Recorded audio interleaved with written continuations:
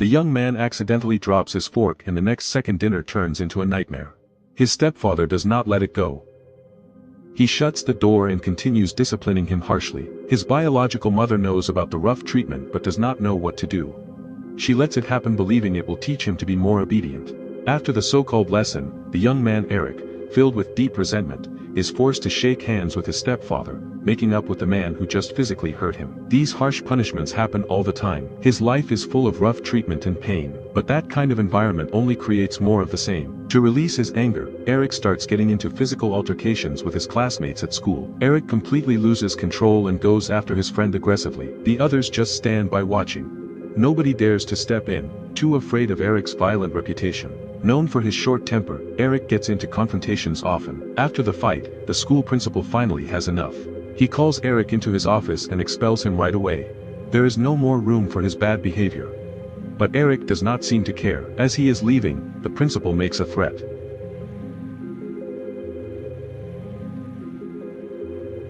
Meanwhile, Erik's mother has sold some of the family's artwork to set up a fund for him, hoping he can still finish his education later. Erik's mother tells him to meet her friend Gunnar, a lawyer. Gunnar hands Erik his business card and tells him to reach out if he ever needs help. Erik, confused, just stares at the card unsure of what to say. After Gunnar leaves, his mother admits she is disappointed in him for getting expelled. Then she drops some big news. She has already enrolled him in a new school. This new place is called Starbird, an all-boys boarding school. His mother makes it clear this is his last chance. She expects him to take this opportunity seriously and not mess up again. Erik nods, promising to do better this time. He swears he will graduate without getting expelled again. When Erik arrives at his new school, he is dressed in a uniform and his hair is cut short. His new roommate is Pierre, the smartest student in school. The two hit it off and Erik quickly realizes Pierre is friendly and easy to get along with. As night falls, Erik and Pierre head to the hall for dinner. It is here that Erik meets another student named Johan who tells him that every school has its traditions. At this school your treatment depends entirely on your social standing.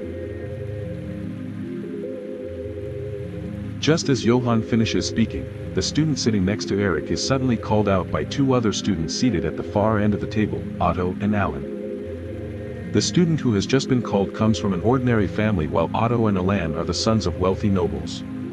Being from noble families, Otto and Alan often bully other students from less privileged backgrounds, like the one sitting next to Erik. Otto and Alan act without any fear of consequences because their families hold significant influence over the school, meaning they do not worry about being expelled. They are also part of the student council, which gives them the power to discipline other students. After dinner, Pierre invites Erik to join him for a smoke. At first Erik says no, reminding himself of the promise he made to his mother not to break any rules.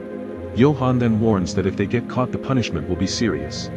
But Pierre assures Erik they will not get caught, and after some convincing Erik gives in. The next morning at breakfast, Otto and Delay call Erik over. They want to give him a welcoming initiation as it is tradition for all new students. But Erik refuses outright. Because of this, Johan is forced to face the consequences. Otto strikes Johan in the head, leaving him so hurt that he is eventually taken away by medical staff for treatment. That night Otto and Dylan are getting ready for another round of hazing, this time aimed directly at Erik.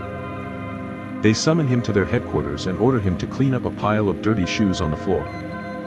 Erik, however, defies them once again and walks right out. Furious, Dylan turns to Otto and asks how they should deal with Erik. Otto, still relaxed, tells Dylan to leave Erik alone for now. Later Erik tells Pierre everything that happened. His roommate's expression suddenly grows serious. Pierre warns Erik not to disobey Otto and Dylan anymore. According to Pierre, students who go against their orders always end up facing punishment. Erik, who was once someone who bullied others himself, brushes it off and says he is not afraid of them. He insists that he will never follow all of their orders. Later that night Erik and Pierre think of ways to stand up to Otto and Dylan's bullying without getting physical. But it seems almost impossible. Most students would rather just obey them than end up hurt. The next day Dylan accidentally bumps into Erik while walking down the school corridor. Dylan demands an apology, but Erik refuses because he feels he did nothing wrong. It was Dylan who walked into him. This makes Dylan furious and he challenges Erik to a fight at a specific spot that night. Later Pierre and Johan take Erik to the location Dylan mentioned. Pierre warns Erik that Otto and Dylan never fight fairly. They always bring friends to gang up on their opponents. That evening Erik initially plans to accept Dylan's challenge and go through with the fight. But he changes his mind when he remembers his mother's advice to behave well in order to graduate from school. Back in the room Pierre offers Erik a smoke to help ease the tension. Meanwhile Otto and Dylan wait at the spot for hours. When Erik never shows up, Otto smugly concludes that Erik is too nervous to fight, mocking him as a coward to the cheers of their followers. The next day Otto publicly calls out students who have consistently gone against the orders of the student organization, and Erik is at the top of that list. In a mock trial, Otto as the student council president gives Erik a full month of detention and orders him to dig a 1-meter deep trench around the school. Erik works on the trench until late, so he ends up eating dinner alone in the hall because his task is not completed on time. While Erik eats, a cafeteria worker named Maria approaches him. Maria seems interested in Erik, telling him that he reminds her of her brother. She goes on to explain that like Erik, her brother had the same defiant attitude, refusing to bow down to authority. As usual Erik has a smoke after his meal. This time Maria surprises him by showing up again. She warns Erik that smoking is not good for his health, saying she noticed the smell. Then Maria unexpectedly gives him a hug and a kiss. Both Erik and Maria know very well that the school strictly forbids any romantic relationships between students and staff. The consequences are serious. Erik would be expelled and Maria would be immediately let go. But that night neither of them cares about the rules. During the Christmas break Erik returns home. His mother welcomes him warmly, but his stepfather does not feel the same way. He questions Erik about the numerous punishments he has received, including being suspended from school. Erik answers honestly, he has refused to follow the orders of another student who happens to be the son of a powerful noble family at the school. His stepfather scoffs at his explanation, saying that a noble son should be treated with respect and obedience. Because of his poor report card and the punishments he has received at school, Erik's stepfather disciplines him harshly again. His mother, aware of her son's pain, looks the other way. When Christmas break ends, Erik finally returns to school. The first thing he does is rush to see Maria, as he has deeply missed her. Under the moonlight the two reunite, holding each other close and expressing how much they missed each other. Meanwhile, learning that Erik is back at school, Otto and Dylan once again come up with a prank. This time they plan to pour dirty water on Erik while he sleeps. Their plan does not fail. Erik and Pierre wake up right away and clean up the mess. But Erik is not about to stay quiet this time. He wants payback. Erik takes the remaining dirt, sneaks into Otto's room, turns off the lights, and dumps it all over him while he sleeps. The next morning in the dining hall Erik makes a point of speaking loudly so that everyone can hear. There, he sniffs the air dramatically, wandering around the room pretending to follow the scent before finally stopping right in front of Otto, who is eating breakfast. Erik then loudly declares that something stinks. Hearing this, Otto flies into a rage, furious that Erik has dared to embarrass him in front of everyone. Otto strikes Erik in the face and continues to hit him. But despite the blows Erik does not fight back. He has promised his mother he will stay out of trouble. The principal and all the teachers sit at the next table and keep eating as if nothing is happening. Maria, seeing this, immediately steps in and tells Otto to stop. Frustrated that they cannot break Erik's resolve, Otto and Dylan decide it is time to change their focus. Now their target is Pierre, Erik's roommate and only friend at the school. During lunch Otto calls Pierre over, but Pierre refuses, believing he has done nothing wrong to Otto. Otto, however, is not the type to give up easily. After the last class of the day he challenges Pierre to a fight, warning him with punishment if he does not show up. Otto and Alan deliberately target Pierre to get a reaction from Erik. Naturally Erik is not going to sit by and watch his best friend get hurt by Otto and his group. They plan to gang up on Erik afterward, making sure no one will ever defy Otto and Alan again. That evening Pierre is forced to accept the challenge. He shows up alone at the spot where Otto, Dylan and their followers are already waiting. Pierre tries his best to fight, but their physical abilities are on completely different levels. With a single effortless move, Otto knocks Pierre to the ground. Erik is nowhere to be found. His best friend is left on the ground, embarrassed after being treated like a joke by Otto and his group.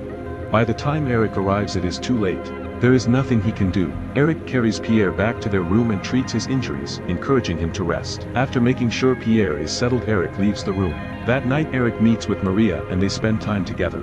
The next morning, worried about Pierre, Erik rushes back to the room, but to his surprise the room is empty. Pierre is gone. He has taken all of his belongings, leaving no doubt that he is not coming back to the school. He leaves only a letter apologizing for his sudden departure. In the letter Pierre explains that Erik is a true friend and urges him not to give up. He encourages Erik to keep fighting against Otto and his followers' control, to put an end to the unfairness that has taken over the school. Reading the letter, Erik stands up, his true determination finally rising to the surface. He is set on standing up for Pierre and the other students who have suffered under Otto's harsh ways.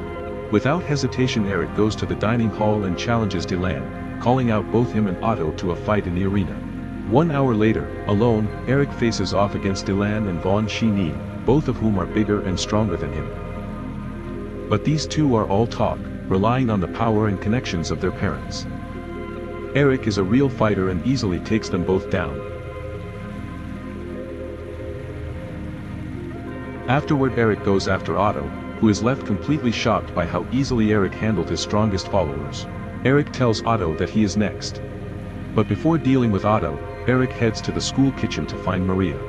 A female staff member tells him that Maria has been let go and has already left the school. She hands Erik a letter from Maria. Just like with Pierre, Erik feels heartbroken by Maria's sudden departure. One of Otto's followers notices Erik receiving a letter from a school employee and immediately reports it to Otto. Otto then searches Erik's room and orders his crew to go through Erik's belongings. Eventually they find Maria's letter. Otto reads it and that is when he discovers Erik and Maria's secret relationship. With the letter in hand Otto now has what he needs to get Erik removed from school. He wastes no time and hands over the evidence of Erik's behavior to the principal. The principal calls Erik in and without hesitation removes him from school for committing such a serious offense with Maria. Erik accepts the outcome with dignity. However, he asks the principal to return Maria's letter to him as it is the only memory he has of her. The principal refuses and locks the letter away in his drawer. Determined to stand up for all the suffering Otto has caused during his time at Starburg, Erik sets his sights on his rival. After all, he has already been removed from school. There is nothing left to lose. He tracks Otto down and finds him walking alone in the woods. Confronting him, Erik raises a stick and threatens Otto, demanding that he get on his knees. To Erik's surprise Otto complies right away, dropping to his knees in complete panic. Desperate and terrified, Otto offers Erik a bribe of 10,000 to let him go.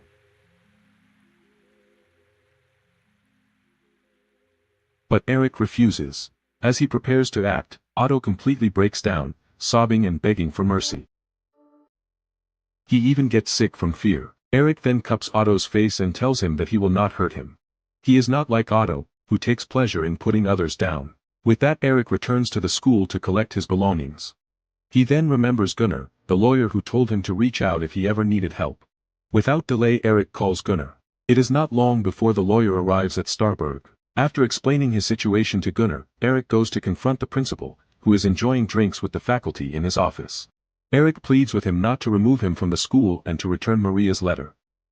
At first the principal refuses. But then Gunnar enters the room, threatening to expose the school's culture of class-based discrimination and bullying, which has been intentionally ignored by the principal and the rest of the staff. Faced with no other option, the principal gives in to all of Erik's requests and shuts down the student council led by Otto. In short, Erik is incredibly grateful to Gunnar because it means he can stay in school and bring an end to Otto and his followers' reign of unfair control. Erik enjoys peaceful days at school all the way until graduation. His mother is proud and thrilled with all the achievements Erik has made during his time at Starburg. However, his stepfather remains unhappy because of Erik's poor behavior evaluation at school. When his stepfather prepares to discipline him harshly once more, Erik finally fights back, declaring it will be the last time that kind of treatment happens in their home. He then removes his stepfather from the house for good. Sometime later Erik finally reunites with Pierre, who is preparing to continue his studies in Geneva. The two friends promise each other that they will meet again someday. If you were in Erik's shoes, would you have fought back or found another way to handle Otto and Dylan? Do you think the people who hurt us most in life actually end up making us stronger in the end? Real strength is knowing when to walk away and when to finally stand your ground. Loyal friendship is one of the most powerful forces that can carry you through your hardest moments. Breaking the cycle of pain starts with one brave decision to choose differently than what you were taught. No matter where you come from, your past does not have to write the rest of your story. If this story inspired you, hit that like button and subscribe so you never miss another recap like this one. Bell thumbs up.